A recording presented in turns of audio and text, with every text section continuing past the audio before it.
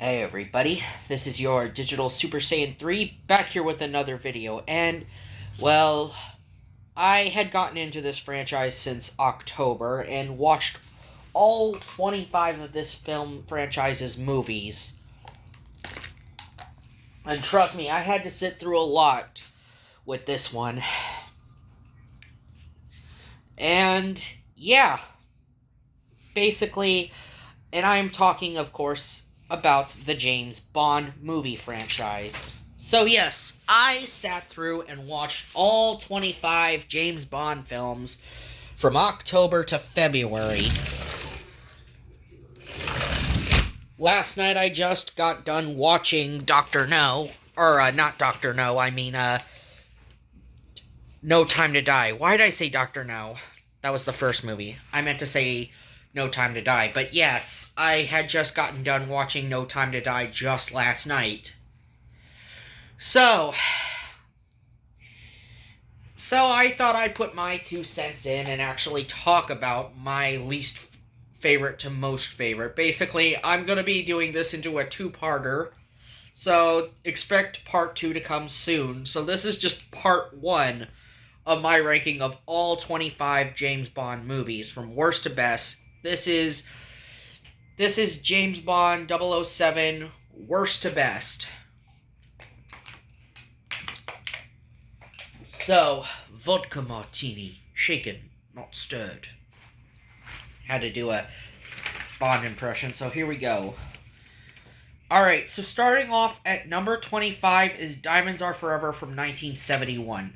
Okay, in all honesty, I thought Connery... I enjoyed most of the Connery movies. I loved Goldfinger, and I also liked For You Only Live You Only Live Twice, and I like You Only Live Twice.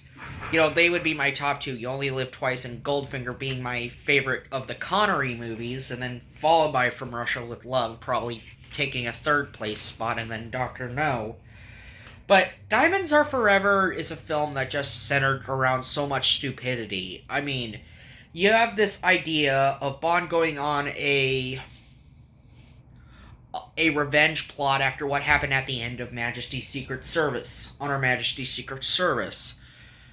So, you had a good foundation, but it was executed so poorly. Like, this happened in the first beginning of the movie, before the actual credits of the movie. So we have Blofeld faking it, sir. So we have Blofeld, who we thought gets killed in this movie, ends up actually coming back in this movie. Turns out he cloned himself and everything. And also, you have the setting of Las Vegas in this movie.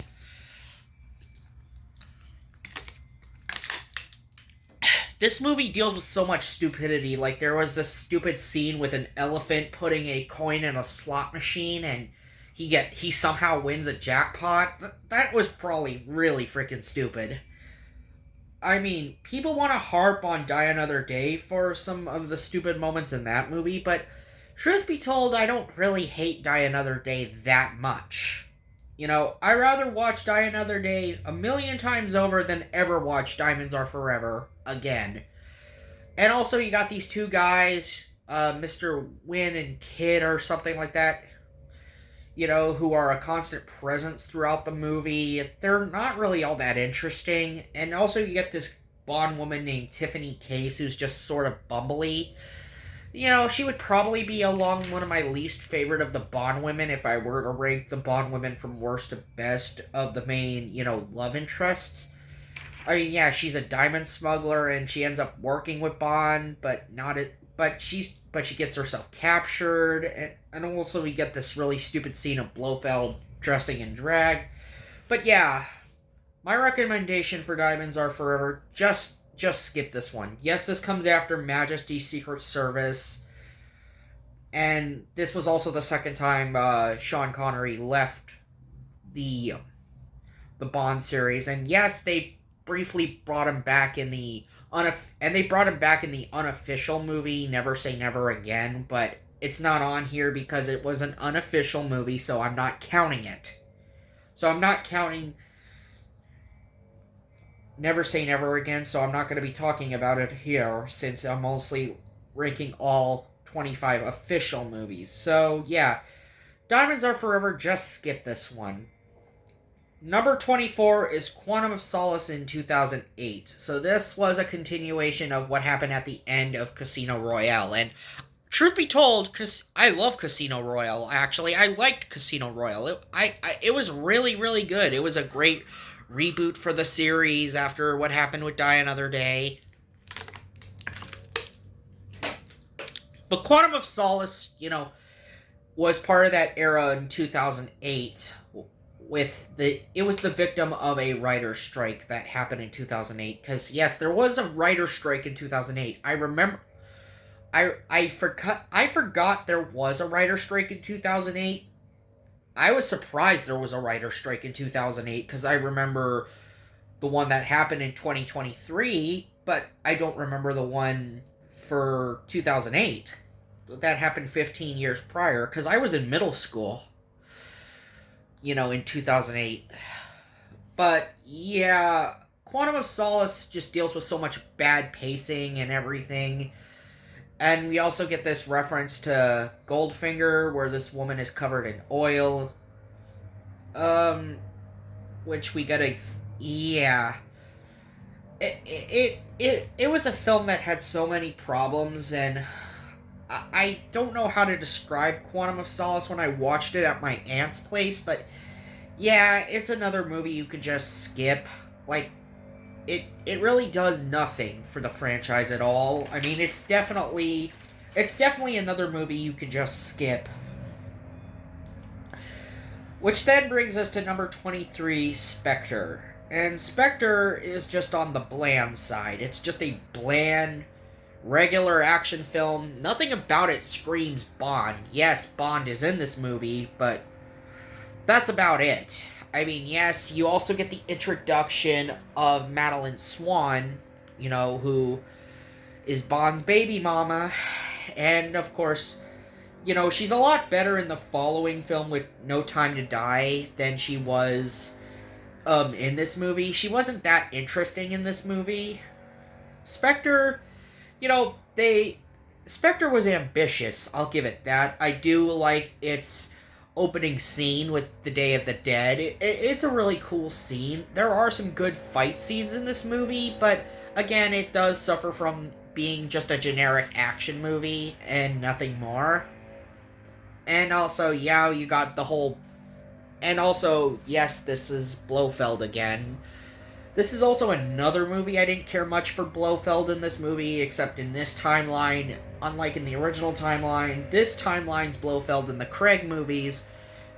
He's Bond's quote-unquote stepbrother, who has an axe to grind with Bond, rather than just seeing Bond as just a nuisance to his plans.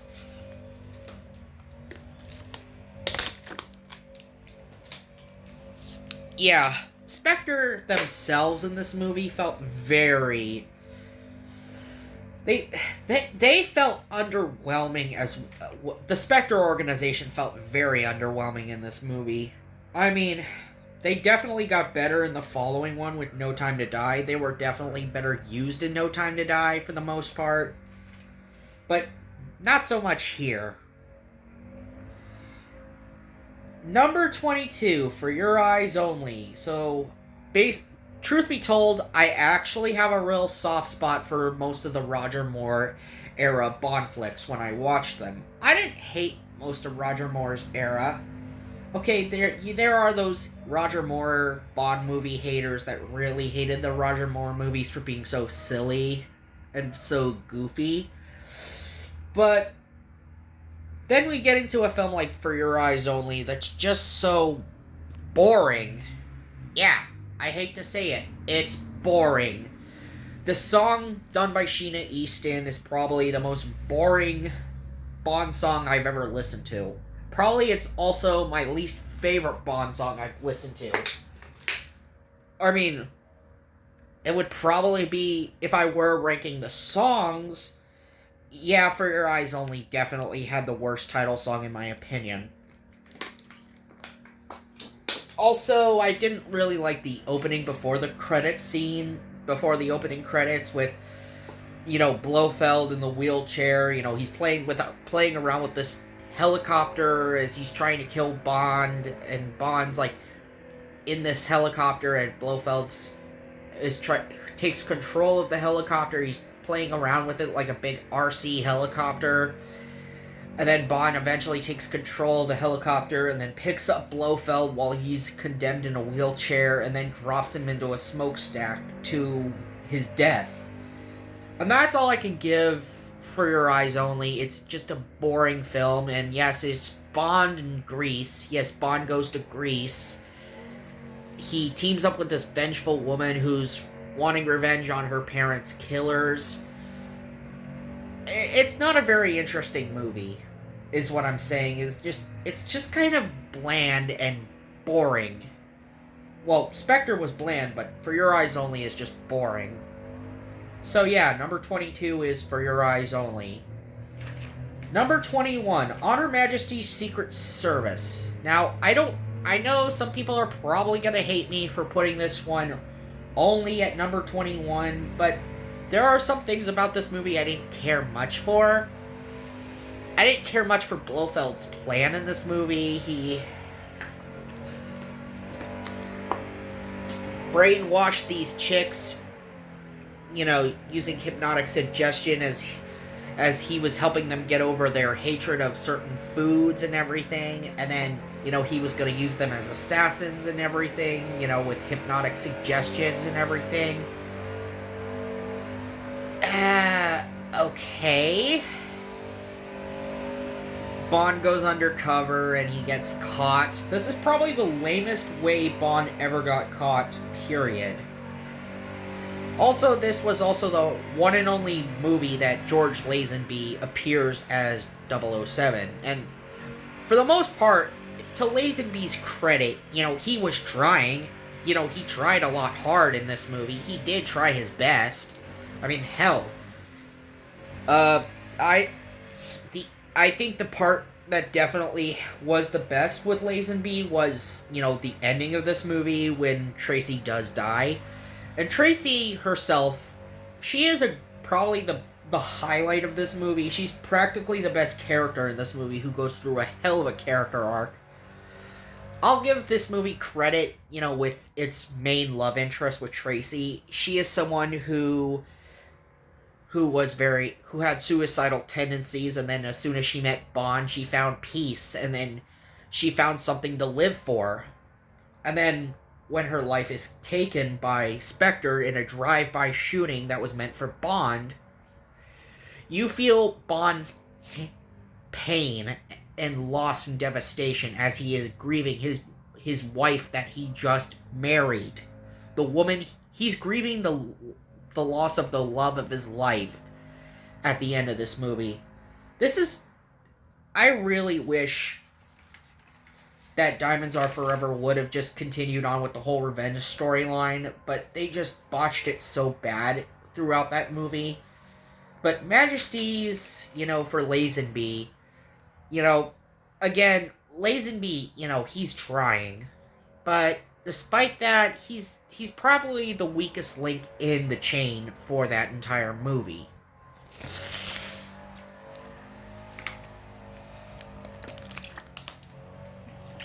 But otherwise, I would say I would have to be in the right mood if I want to rewatch this movie, but I don't find myself rewatching it.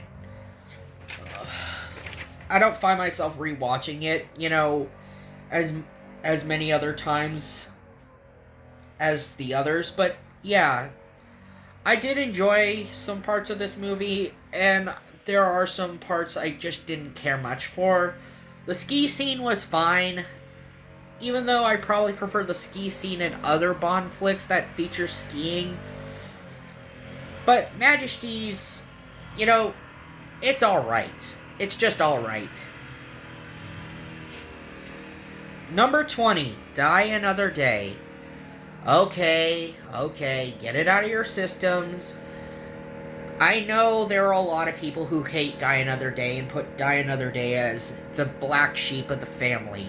You know, every family has to have a black sheep, and Die Another Day is usually amongst the black sheep of the family, but I don't hate Die Another Day. I mean, Brosnan still puts up a hell of a performance in this movie. Yes, it's the weakest of the Brosnan movies, and although a lot of people didn't like a lot of the Brosnan Bond films, except for one being his first, being GoldenEye, I enjoyed the majority of the Pierce Brosnan Bond films. I mean, especially I love the first three Bond films that he did.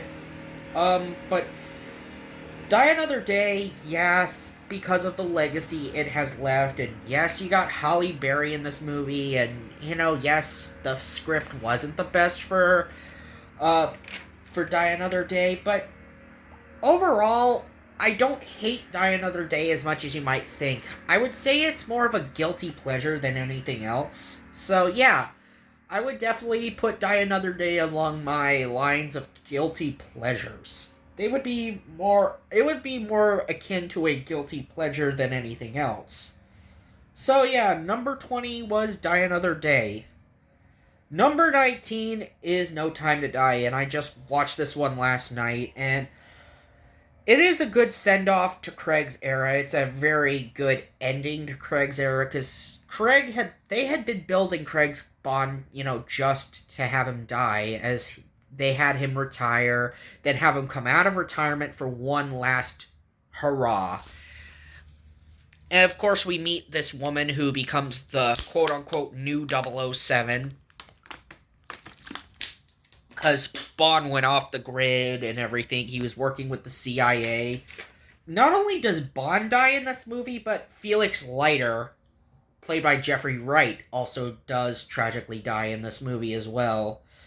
No Time to Die has some great action scenes. I do love the pre-credits scene for the opener before we get to the opening credits. It's probably the best part of the movie was just the way the movie opened.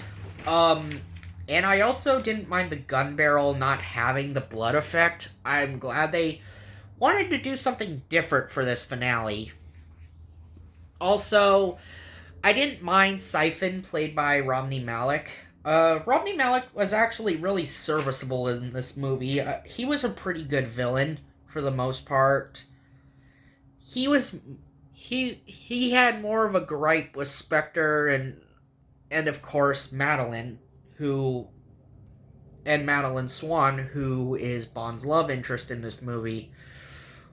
Given the fact that she ended up boring Bond's child. Yes, she gave birth to Bond's daughter. Yes, Bond even gets a daughter in this movie that he didn't know of. That she does inherit Bond's baby blues, if you will. Those blue eyes that Daniel Craig's Bond, has. Overall, I also like the Billie Eilish song. It does give a sense of finality to the series. So, No Time to Die was actually a fun watch. It was sad at the end, but, for the most part, I didn't mind No Time to Die. I'm still wondering what the future of the franchise holds, but we already got this new Bond game coming in March with First Light, so I'm okay with that. But No Time to Die is a really enjoyable finale to a Bond actor's tenure. It's probably one of the best send-offs for any Bond actor compared to some others. But yeah. Number 18 is Thunderball from 1965, the fourth Connery movie. So here was Sean again. And this time we got a film that takes place in the Bahamas and definitely is centered around water. I mean, the Tom Jones song Black Thunderball was pretty good. It gives it that soulful edge. Felix is in this movie, so there's that. Then there's Largo. I didn't mind Largo in this movie. He's actually a solid villain. He does his job well as the second as the number 2 of Spectre.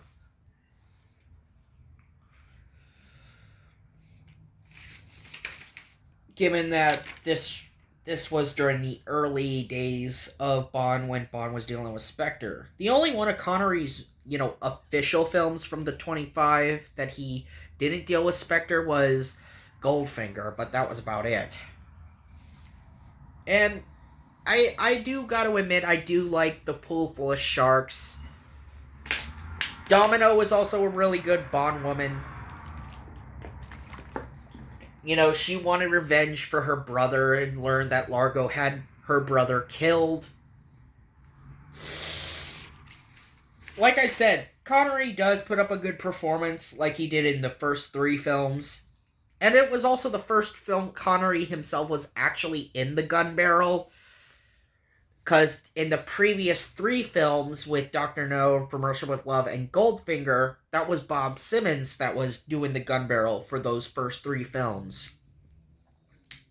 Where Connery then took over with Thunderball, You Only Live Twice, and Diamonds in the gun barrel.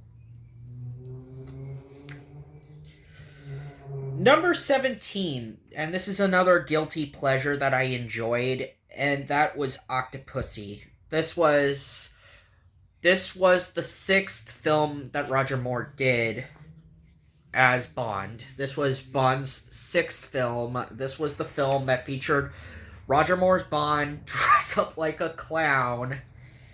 He's dressed up like a clown, while defusing a bomb.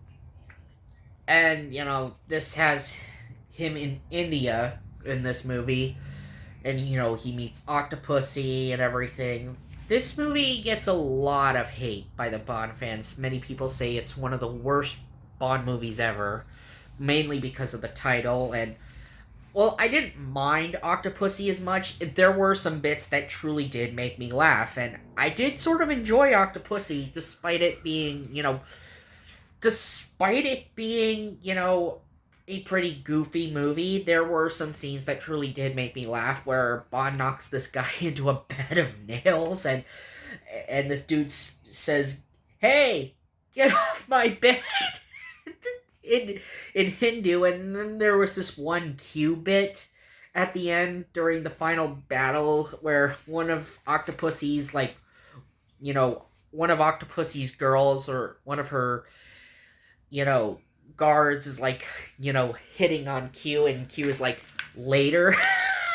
It definitely showed Q had some game. Who knew Q had game? That scene made me laugh so much. That was probably the funniest bit in Octopussy. There were 2 funny bits in Octopussy, but yeah. I'm happy to give Octopussy the number 17 spot. Number 16 is the film that started it all, Dr. No. Alright, Phil, to be all honest, I do like the setting of Jamaica being the setting for this movie. And also, we got Connery's iconic Bond. James Bond. Being, the first ever Bond, James Bond. I mean, that would probably be the best scene in Dr. No, was Bond's first appearance, and how Bond actually appears. Sure, all the other Bond actors had a good first scene. Well, except maybe I didn't care much for Roger Moore's first scene in Live and Let Die, despite the fact I do enjoy the rest of the movie as a whole. But Dr. No, to me, also kind of drags on in some areas. Yeah, we get a lot of sort of fluff and filler during the first halves of during the first 2 acts, and then we meet Dr. No in the 3rd act of the film. Dr. No does his job well as a villain, sure, and he was our introduction to the Spectre organization. Number 15 is Moonraker. So, yeah. While many may love Dr. No and may call it one of the best Bond movies, I thought it was just okay. Dr. No's just okay in some areas, but Moonraker, I kind of have a like I said, I have a soft spot for some of the Roger Moore of the Roger Moore era of Bond, except for Your Eyes Only. Except for Your Eyes Only, that was the only one of Roger Moore's Bonds that I didn't care much for. This was Moonraker. Moonraker was like Roger Moore's fourth film, and I do sort of love the sci-fi elements they were going with in this movie to make it sort of a different type of give it a different type of feel, because I understand what they were going for Moonraker, especially considering the late 70s was the big sci-fi boom. We were in the presence of the sci-fi boom of the sci-fi films. The 1970s was the sci-fi boom, and science fiction had just become very, very relevant with the release of films like Star Wars or Aliens. Or Alien. But yeah. And Moonraker, it was a lot of fun. I liked Hugo Drax. I liked Drax as a villain. He had a really cool looking space station. His lair was really cool. I loved how they had a Bond woman who was near the same age as Roger Moore for the love interest in this movie, who's also a scientist that does ally herself to help Bond during the mission. Also, we get the return of Jaws in this movie, and sure, Jaws wasn't as good as his first appearance, but it's still Jaws, and he's still serviceable as a henchman. So, I enjoyed Moonraker for what it is. And of course, Dame Shirley Bassey returns to give us the title song. This was like her third and final Bond song that she did, because she did 3 of them. She did Diamonds, she did Goldfinger, and she did this movie. Number 14, A View to a Kill. Now, I know most people probably would say this should have been on the bottom half of this list, and I can agree it did tend to have its stupid moments, but I did not hate A View to a Kill as much as you might think I would have. Yes, the one thing that does drag this movie down is Roger Moore. Being that this is Roger Moore's last appearance as Bond, given that this was the movie that, he was 57 and he was still trying to keep up appearances. Yeah, I mean, the movie's more or less the show was mostly more about the movie was more about its villain Max Zorin and his side piece / henchwoman Mayday, played by Grace Jones. And Grace Jones and Christopher Walken, they absolutely steal this movie. They were probably the best parts of this movie. I mean, yeah, if they were to have been up against a younger Bond in this movie, if they would have, because Octopussy should have been where Roger Moore should have retired. I could agree that Octopussy should have been where Moore's Bond should have retired, but the fact that they ended up bringing him back for A View to a Kill is kind of ridiculous. But still, I sort of had a soft spot for A View to a Kill, so I don't entirely hate it. It's another... So, yeah, I gotta be in the right mood if I want to rewatch this movie, if I ever get a chance to. But other than that, yeah, I still enjoy it regardless. Even if it does tend to have its really stupid moments. And number 13, From Russia with Love. Okay, so back with Connery again, and this time it's Connery's second film, From Russia with Love. I think From Russia with Love actually was a million times better than Dr. No. It was a good follow up to Dr. No, sure. I mean, it came out a year after Dr. No did in 1963, and then Goldfinger followed, and then Thunderball.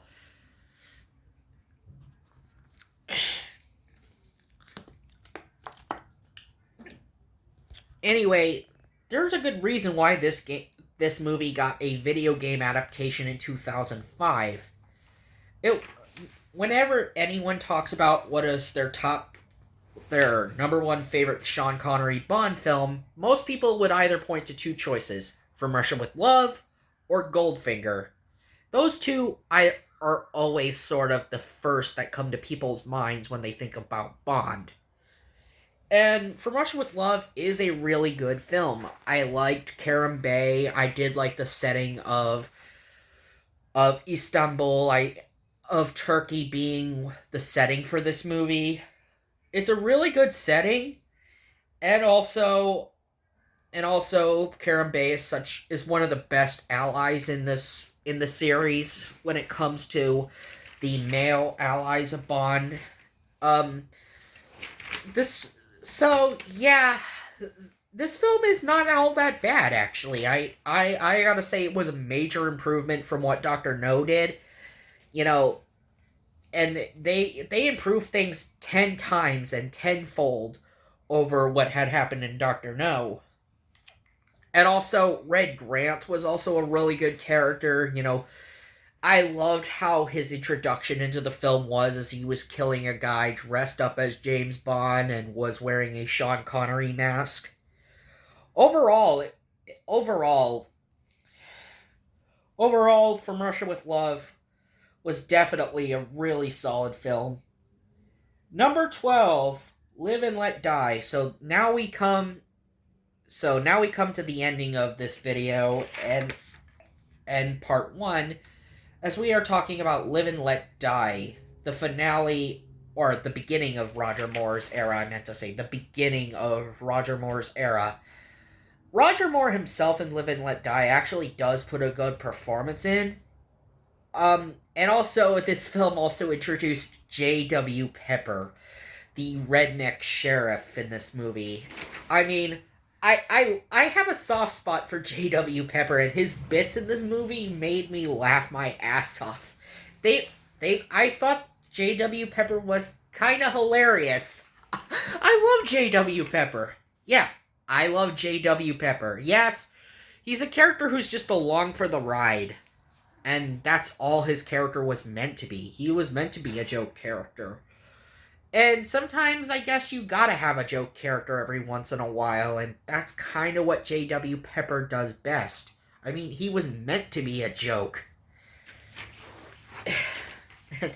And also, yes, this Live and Let Die also featured the iconic song that was done by Paul McCartney and Wings.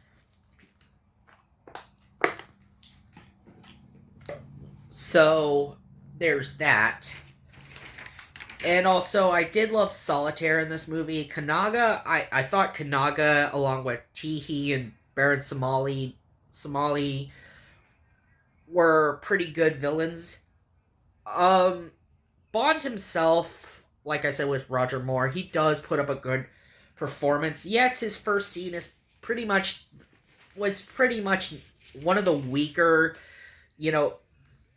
if I were ranking a Bond actor by their first scene, Roger Moore's would definitely be the weakest. But yeah, I still enjoyed this movie, and I enjoyed the bits of the Live and Let Die song and the score for this movie. I enjoyed the action for this movie. It does have its camp factor, sure, but overall, I enjoyed Live and Let Die. Anyway, stick around for part 2 when I go through numbers 11 through 1 with part 2 of my James Bond ranking. Anyway, see ya!